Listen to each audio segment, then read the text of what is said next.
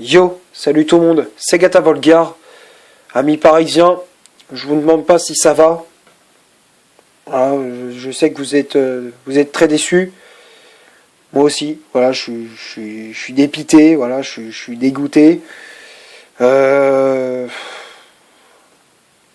Aujourd'hui, on se retrouve pour le débrief, voilà, de ce match entre le Paris Saint-Germain et Manchester City, match qui comptait pour les demi-finales aller de Ligue des Champions.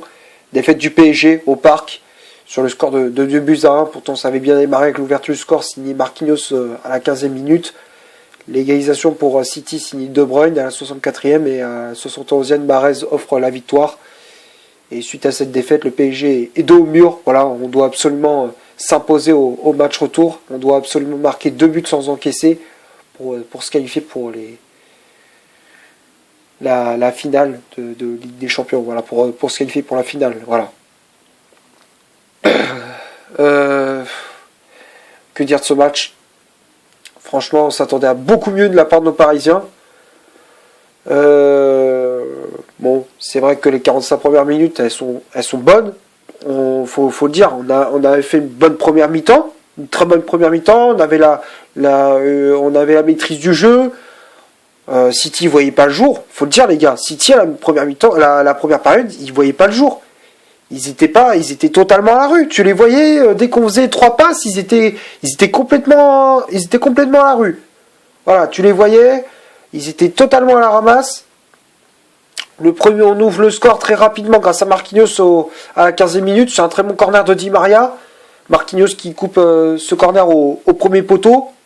Et puis voilà, c'est à partir de là qu'on maîtrisait cette rencontre. Alors même si on l'a maîtrisé plutôt bien avant le but de Marquinhos, mais on surpassait nos limites. On continuait à attaquer, à créer des brèches, des occasions. Voilà, on continuait à faire mal. On continuait on continuait à faire de bonnes choses, voilà, face à City. Et puis après la deuxième mi-temps, putain, on s'est totalement écroulé. Je sais pas ce qui s'est passé. La première mi-temps a été super. La deuxième mi-temps, elle était à chier. Une catastrophe. Une catastrophe. Franchement, nous Parisiens, on était devant notre télé, on comprenait pas ce qui se passait. Les joueurs, ils avaient plus aucune maîtrise.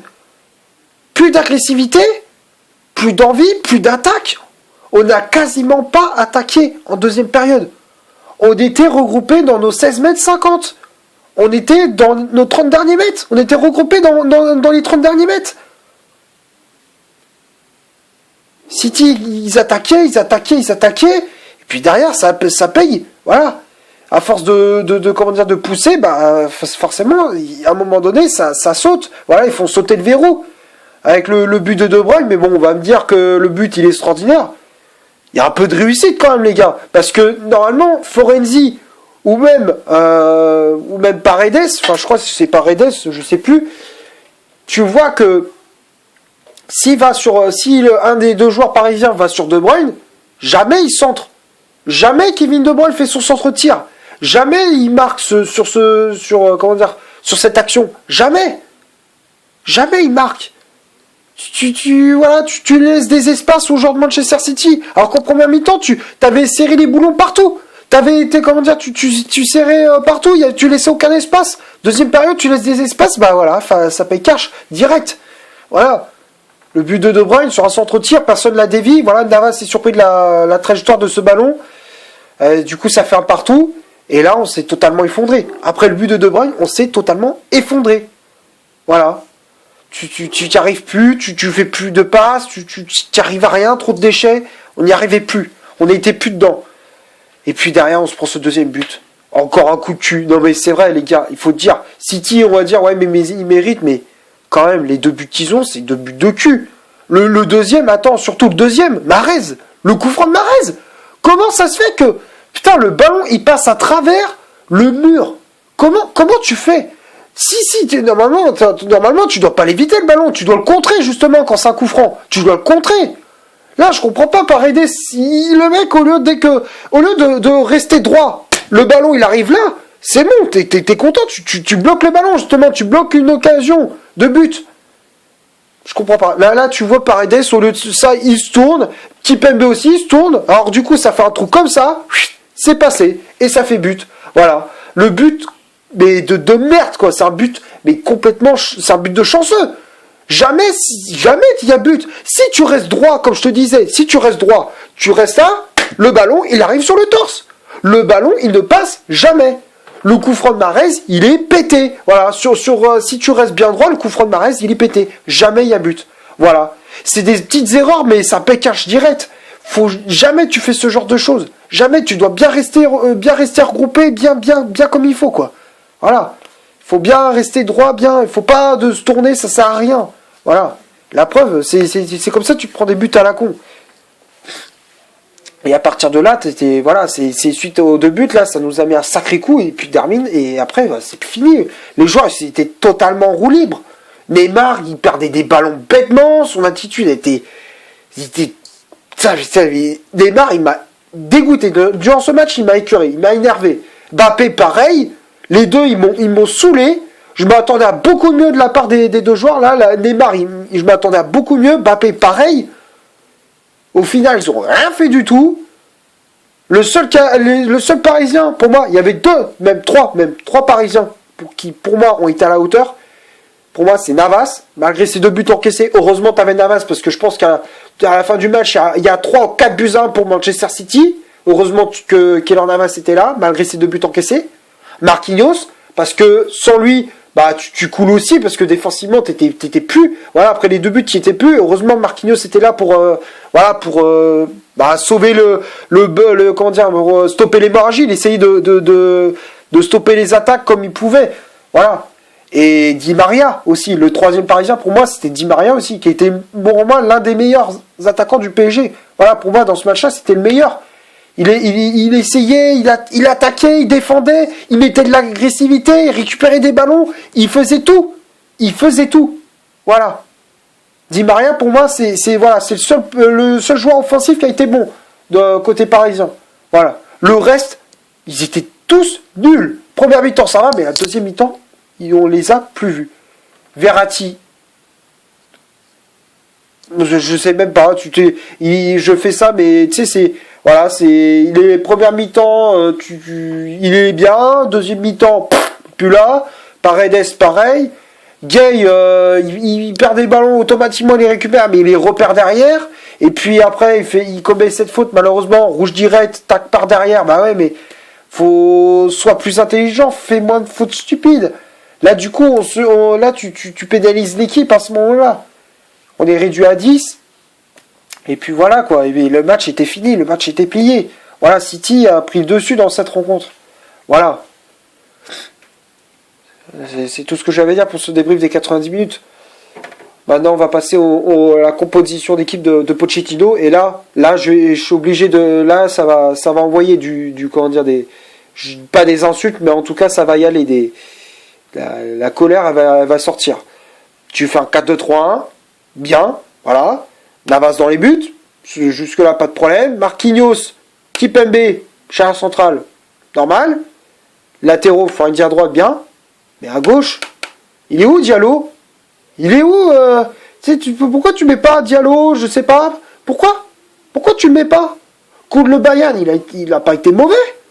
Moi, je trouve que c'était là, même s'il joue défenseur central, même si c'est latéral gauche, c'est pas son poste, même s'il peut jouer à gauche, c'est pas son poste principal.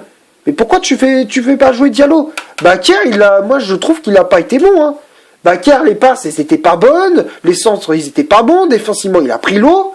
Moi, personnellement, j'aurais préféré voir Diallo. Donc là, déjà, première erreur de coaching de la part de Pochettino. Après, le milieu de terrain, pareil, Desgay, ça va. Verratti en 10, ok. Après, je parle de quand c'était la feuille de match. Après, le trio d'attaque, Di Maria à droite, Neymar à gauche et Mbappé en pointe. Ok, pourquoi pas, mais bon, après, moi je me dis, moi je me suis dit, peut-être au fur et à mesure du match, peut-être qu'il va faire rentrer, je sais pas, Moiskin pour apporter de la puissance et de la vitesse, Icardi pour peser sur les défenses. Voilà, moi je m'attendais, même il joue Mbappé en pointe, alors que pour moi, Mbappé, en pointe, des fois, c'est pas toujours. Voilà, tu sais, des fois, il arrive pas à être plus efficace. Moi, je trouve pas efficace à 95%. Moi, je trouve des fois Mbappé en pointe efficace à 65-66%, quoi. Voilà. Donc voilà. Et puis après, les remplaçants, bah, tu fais rentrer Danilo. C'est ce que je comprends pas. Voilà. Voilà. S'il y a bien un truc que je comprends pas chez Pochettino, là où il a complètement foiré sa tactique, c'est qu'il attend le dernier quart d'heure pour faire rentrer Danilo et faire sortir Di Maria. Alors que Di Maria, pour moi, c'était le seul joueur parisien qui était le meilleur. Pour moi, c'était le seul joueur parisien qui était bon. Voilà. Et non, toi, tu préfères sortir Di Maria pour faire rentrer Danilo et t'attends l'exploit de Neymar ou d'Mbappé. Voilà. Alors que tu voyais que les deux, Neymar, il était complètement cramé. À la fin du match, il crachait ses poumons. Moi, j'aurais préféré le faire sortir même à la 75e, je m'en fous. Tu fais sortir... tu fais rentrer Moiskin, voilà, je m'en foutais, même si tu sortais Neymar, moi j'aurais dit ok, pas de problème, tu voyais qu'il était sur la fin, il était cuit. Voilà, tu fais rentrer Moiskin pour apporter de la fraîcheur, de la vitesse et tout, de la puissance, pas de problème. Voilà, et tu décales Mbappé à gauche, pas de souci. Moi j'aurais dit oui. Voilà. Mais non, là tu fais sortir Di Maria, l'un de nos meilleurs joueurs sur la pelouse, et tu fais rentrer Danilo. Et tu fais sortir Paredes pour faire rentrer Herrera. Alors même si bon, Danilo et Herrera, ils ont fait une bonne entrée en jeu, mais les changements déjà, c'est trop tard. Mais en plus de ça, tu fais rentrer que des milieux de terrain. Fais je sais pas, fais un changement offensif. Tu fais faire rentrer un attaquant. Voilà, fais rentrer Moiskin, fais rentrer Icardi, mais voilà, fais pas rentrer que des milieux. La preuve, ça a rien donné derrière. Enfin, à part même s'ils ont récupéré des ballons et tout, mais ça a pas changé la donne du match. Voilà, ça a rien donné.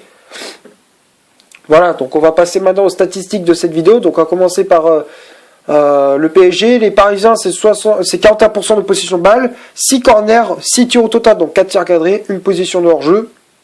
Du côté de Manchester City, c'est 59% de possession de balle, 4 corners, 9 tirs au total, dont 6 tirs cadrés, une position de hors-jeu. Donc voilà, après, qu'est-ce que je te dis, en termes de possession de balle, Manchester City, on sait très bien comment ils jouent. C'est grosse possession de balle, ça fait la passe à 10, dès qu'ils ont la maîtrise du ballon, ils font courir l'équipe, et dès que tu vois l'équipe adverse, et dès que tu vois que l'adversaire est crevé, est complètement mort, cuit, bah ils en profitent pour marquer, pour attaquer, pour marquer, voilà. C'est le jeu de Manchester City, et en termes d'occasion, bon, ils ont été assez efficaces, voilà. Même si en première mi-temps, ils n'étaient pas assez tranchants. Mais voilà, en ce deuxième période, ils ont fait preuve d'efficacité, ils ont fait preuve d'agressivité. C'est ça qui a fait la différence, quoi. Voilà. Et puis après, bah, les tops et les flops. Moi, je vais te dire, les seuls qui ont été à la hauteur, comme je te disais, pour moi, c'est Navas, Marquinhos, Di Maria. Et les remplaçants, Danilo et Herrera. Pour moi, c'est les 5 joueurs qui ont été à la hauteur dans ce match. Qui, pour moi, ont fait une bonne prestation. Le reste... Voilà, c'est même pas la peine d'en parler. Florenzi, il a pris le bouillon. Bakar, il était complètement à la ramasse. Kipembe, pareil. Paredes et Gay, en première mi-temps, ça allait, mais deuxième mi-temps, ils étaient plus là. Verratti s'est fait manger au milieu de terrain. Voilà. J'ai rien à dire. Et Neymar et Mbappé, bah voilà. Neymar, à part dribbler et provoquer des fautes... Voilà, l'autre, à chaque fois il se roulait par terre, t'as l'impression que c'était Valbuena sur le terrain. Pour moi, Neymar, c'est le Mathieu Valbuena brésilien. Voilà, c'est pareil. Et Mbappé, bah là, t'as l'impression qu'il s'est fait les jambes à Germain. Zéro frappe, il a fait durant ce match. Voilà.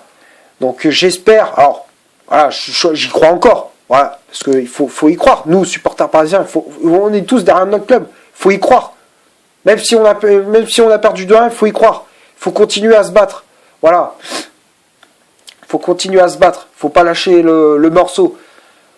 On y croit. Voilà. Mais en tout cas, il faudra faire une autre prestation. Voilà, il faudra montrer beaucoup plus. Il faudra redoubler d'efforts.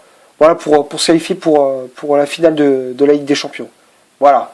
C'est tout ce que j'avais à dire pour ce match. J'espère que la vidéo vous aura plu. Si c'est le cas, vous laissez un énorme like. Tu cliques ici pour t'abonner pour rien rater de mes vidéos. Tu cliques ici pour voir une autre si tu souhaites. N'hésite pas à rejoindre mon compte Instagram qui est dans la description. D'ici là, portez-vous bien. On se retrouve pour une prochaine vidéo. Ciao.